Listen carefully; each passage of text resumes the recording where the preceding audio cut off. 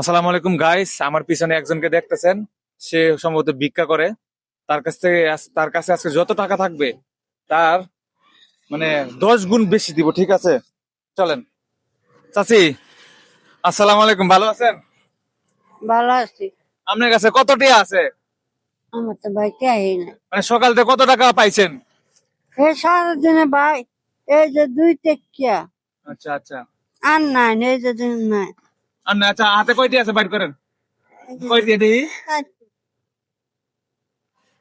দর্শক, ওনার কাছে 4 টাকা আছে। আমি নিয়ত করছিলাম ওনার কাছে, আমি যেন কি আশা করে আসছি, আপনার কাছে যত টাকা থাকবো মানে প্রত্যেকটা জন আমি 10 গুণ করে টাকা দিব। কারণ আপনার কাছে আছে 60 টাকা, ঠিক আছে? এখন 60 টাকা আছে। বাবারে, আমি কাইলা মানুষ, আমি তো ভাই।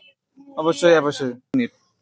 আর দর্শক, আমি বলছিলাম ওনার কাছে যত টাকা থাকবে ওনাকে আমি এর 10 গুণ টাকা দিব, ঠিক আছে? এখন ওনার কাছে আছে 2 টাকা, এখন কি করা যায়? আচ্ছা চলেন আমরা এটার 4 টাকার 50 গুণ করি।